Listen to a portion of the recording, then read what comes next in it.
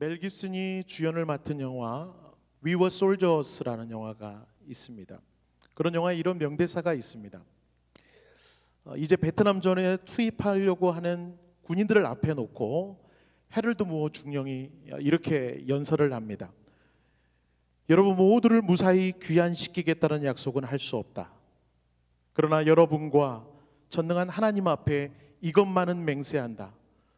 우리가 전투에 투입될 때 내가 가장 먼저 전장에 앞장설 것이고 전장을 떠날 땐 내가 가장 늦게 나올 것이며 누구도 남겨두고 오지 않겠다. 전사했든 생존했든 우리 모두 다 함께 고국으로 돌아갈 것이다. 멋있죠? 리더라면 그 공동체를 이끄는 리더라면, 특별히 전쟁을 앞두고 있는 리더라면 이 정도는 좀 돼야 병사들이 목숨을 바치고 함께 전쟁터로 나가지 않겠습니까?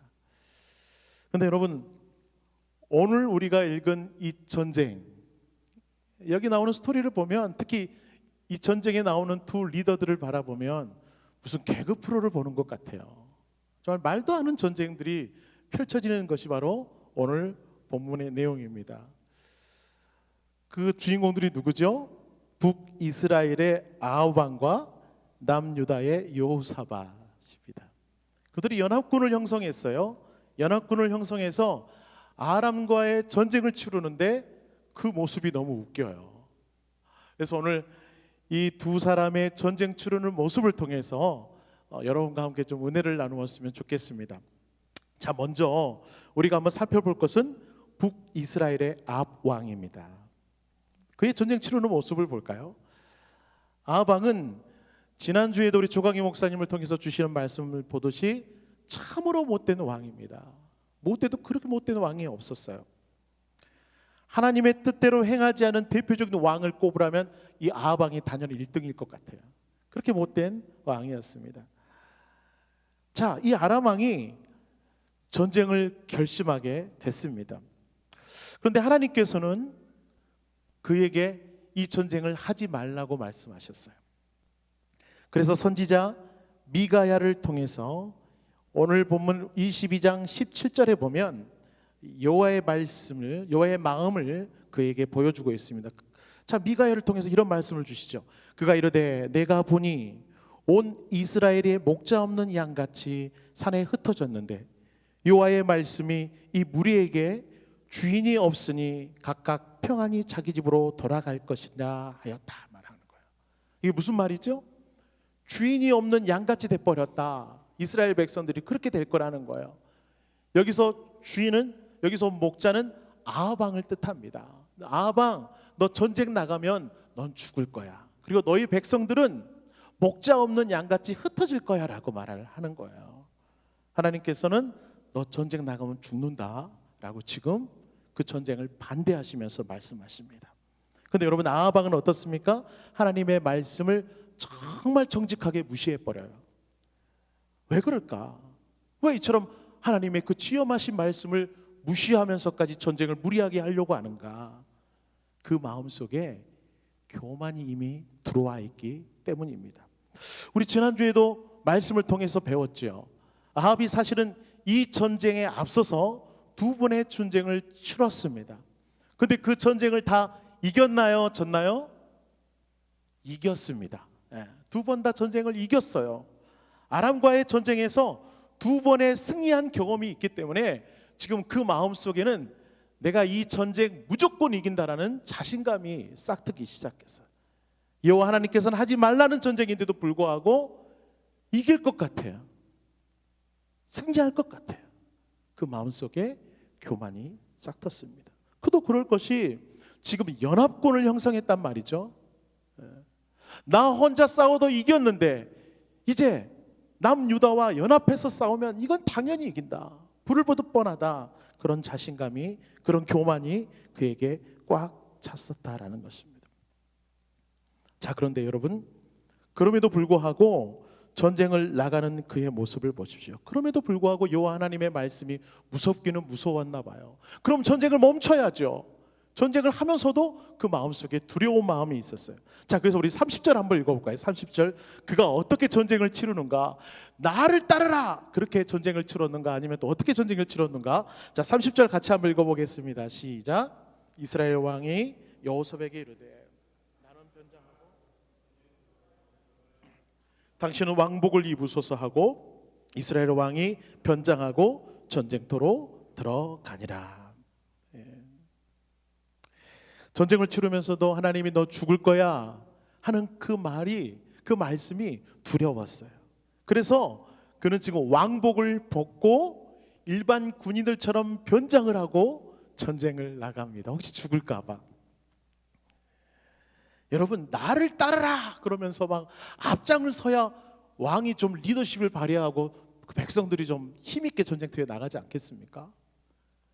근데 지금 아합 왕은요, 백성들 틈에 숨어서, 그것도 변장을 하고 그 속에는 갑옷을 두툼하게 입고 지금 숨어 있는 모습을 보여주고 있어요. 앞으로 돌진하는 것이 아니라 백성들 틈에 숨어서 전쟁을 지켜보고 있는 양성의 전쟁. 참 말도 안 되는 전쟁이 지금 벌어지고 있습니다. 근데 31절 보니까 아합 왕이요, 그의 작전은 좀 맞았던 것 같아요. 아합 왕의 작전이 좀 맞아떨어지는 것 같습니다. 왜냐하면 아람 왕이 그의 정예부대 32명에게 명령을 합니다. 뭐라고 명령하냐면, 야, 너희들 찌질한 병상들하고 싸울 것 없이 무조건 이스라엘 왕만 바라보고 달려가서 그를 죽여라 라고 명령을 하게 됩니다. 왕만 죽이면 이 전쟁 끝이야 라고 지시를 해요.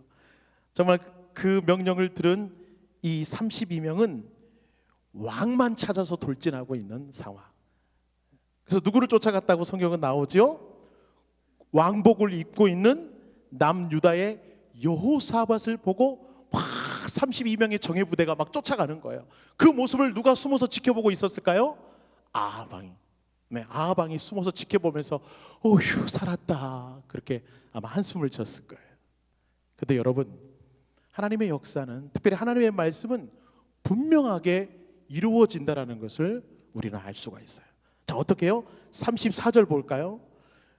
아합 왕이 그의 작전이 성공한 듯 보였습니다. 그런데 34절을 보니까 한 사람이 무심코 쏜 활에 누가 맞아버려요? 아합 왕이 맞습니다. 아합 왕이. 예. 여기서 중요한 단어, 무심코라는 단어와 갑옷 솔기라는 단어, 참 중요한 것 같습니다. 여러분, 상식적으로는 도저히 이해가 안 되는 장면이에요. 조준해서 쏜 것도 아닙니다. 우연히 무심코 쏜 화살에 그 많은 병사들 중에 해필이면 누가 맞았다고요? 아합 왕이 맞았어요. 여러 신체 부위 중에 해필이면 무심코 쏜 활에 아합 왕의 갑옷 솔기를 뚫고 그 가슴팍에 화살이 박히는 그런 일이 지금 벌어지게 되었다라는 것입니다. 여러분, 이 일은 누가 계획하시고 누가 이끌어 가신 역사라고요? 하나님께서 계획하시고 하나님이 이끌어 가시는 전쟁이에요. 인간의 마음 생각으로 아무리 그 길을 피하려고 해도 하나님께서 이미 정해 놓으신 길, 그 길대로 하나님은 역사의 순리대로 이끌어 가신다는 겁니다. 그 약속대로 이끌어 가신다는 것입니다. 아합 왕은 결국 교만으로 인하여 비참한 죽음을 맞이하게 돼버렸어요. 말도 안 되는 전쟁을 치르는 그 못난 리더, 그는 교만함으로 인하여 비참한 죽음을 맞이하고 말았다는 것입니다. 여러분, 마귀 사탄이 사람을 공격하는 가장 치명적인 무기가 무엇일까? 그것은 교만입니다. 교만. 하나님이 없어도 된다라는 교만, 내가 할 수 있다라는 교만, 하나님 없이도 내가 할 수 있다라는 교만, 그 마음을 우리들에게 덜컥덜컥 심어줄 때가 있다라는 것이에요. 하나님 말씀까지도 무시해버리는 그 아합 왕은 결국 교만으로 인하여 멸망하고 말았다면, 여러분, 우리의 모습도 한번 돌아봤으면 좋겠어요. 예배 자리 나오며 주께로 나아갈 때는 그래요, 주님의 도우심을 구하며 나가지만 저 세상, 저 치열한 삶을 살다 보면 나도 모르게 내가 주인이 돼버리고 나도 모르게 하나님 없는 사람처럼, 세상 사람처럼 내 뜻대로 내 마음대로 교만에 이끌려 살아갔던 우리의 모습이 없었는지 오늘 말씀을 통해서 우리의 모습을 돌아봤으면 좋겠고요. 하나님은 교만한 자를 싫어하시고 겸손한 자를 들어 사용하시는 그런 분이심을 여러분 믿으실 수 있게 되길 주님의 이름으로 축원합니다.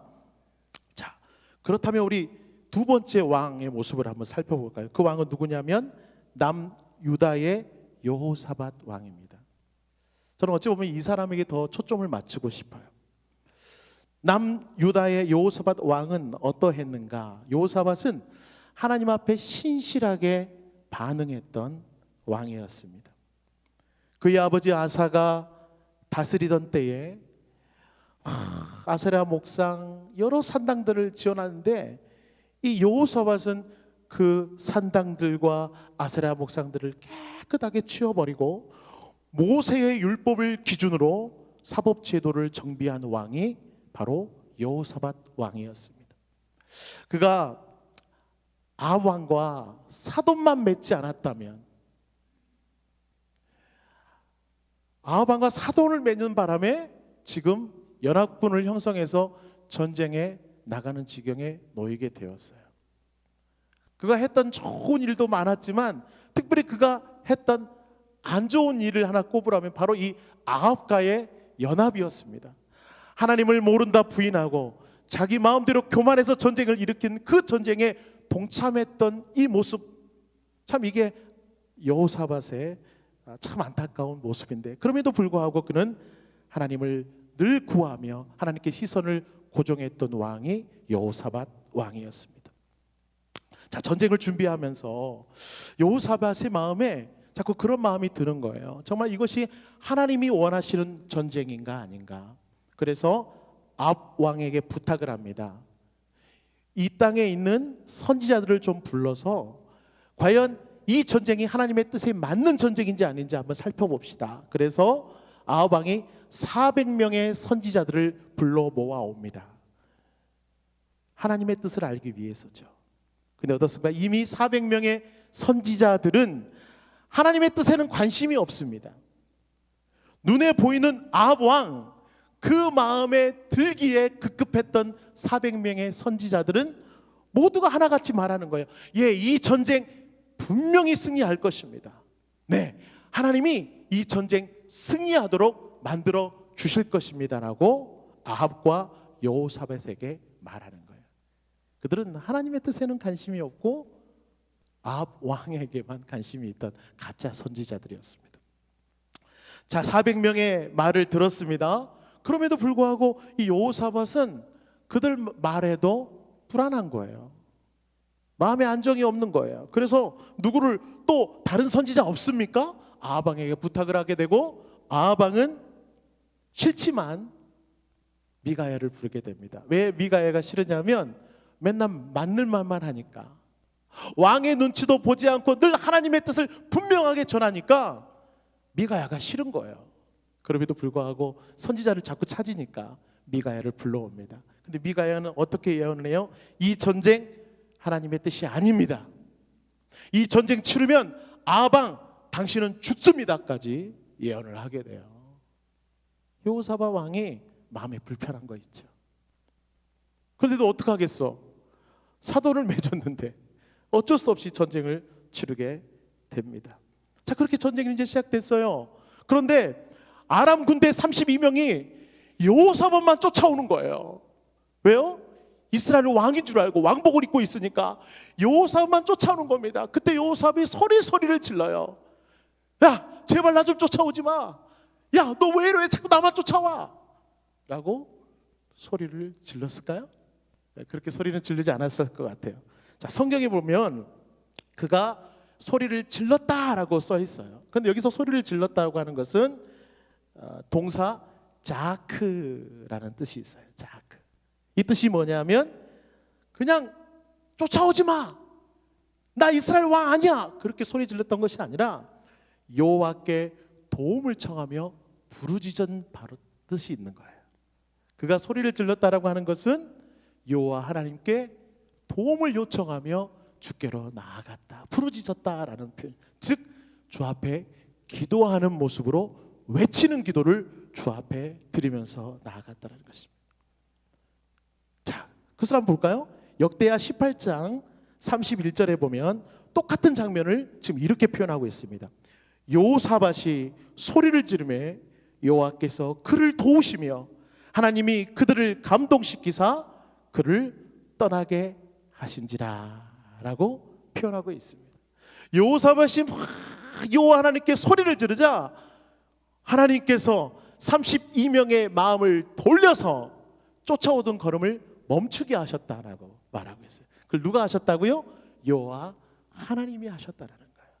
여호사밧이 주 앞에 소리를 지르며 기도하자 하나님이 그렇게 인도하여 주셨다라는 것입니다. 하나님은 여호사밧의 외침에 즉시로 응답하셨던 하나님의 마음을 볼 수가 있습니다. 여러분, 말씀을 좀 마무리하면서 우리가 인생을 사는 것을 전쟁하고도 많이 비교하잖아요. 그렇죠?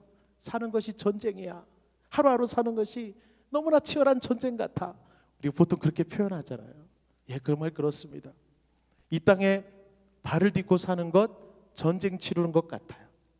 그런가 하면 여러분, 암과 같은 질병을 대할 때도 우리는 싸운다는 표현을 씁니다. 암을 싸워 이긴다, 이런 표현을 쓰잖아요. 자, 그런가 하면 눈에 보이지는 않지만 우리를 넘어뜨리려고 하는 영적 세력과도 우리는 치열한 싸움을 날마다 싸우며 살아가고 있습니다. 이런 다양한 전쟁에서 승리할 수 있는 비결 어디에 있는가? 두 왕의 모습을 통해서 우리는 확인할 수가 있습니다. 우리의 힘을 의지하면 백전백패예요. 우리의 지식, 우리의 경험, 우리의 재능을 가지고는 우리는 전쟁하면 할수록 패할 수밖에 없다라는 것입니다. 자, 그런데 그 똑같은 문제를 가지고 우리가 하나님께 나아간다면 전쟁할 수밖에 없는데 그 전쟁을 가지고 주께로 그 전쟁을 올려드린다면 어떻게 될까요? 전쟁의 양상은 180도로 바뀌게 됩니다. 내가 하는 전쟁이 아니라 주님이 날 대신해서 싸우는 전쟁이 될 수 있다라는 것입니다. 그러므로 주님이 날 대신해서 싸우니 우리는 이길 수 있고 승리할 수 있다라는 것이죠. 여러분, 오늘도 우리 인생의 여정을 살아가며 전쟁을 치르게 될 것입니다. 치열한 전쟁이 될 것입니다. 여러분, 그 인생의 전쟁에서 우리가 할 수 있는 것은 무엇일까요? 바로 자아크입니다. 자아크. 여호와 하나님께 소리를 지르며 간구하며 구하며 주님의 뜻을 구하며 나아갈 때 그 전쟁 승리하게 될 줄로 믿습니다. 누가 함께 해주신다고요? 여호와 하나님이 함께 전쟁을 치루어 주실 줄로 믿고 이길 수 있도록 우리에게 힘과 능력을 더하여 주실 줄로 믿습니다. 바라기는 여러분 모두가 인생의 승리의 싸움에서 승리하시는 여러분의 삶이 될 줄로 믿습니다.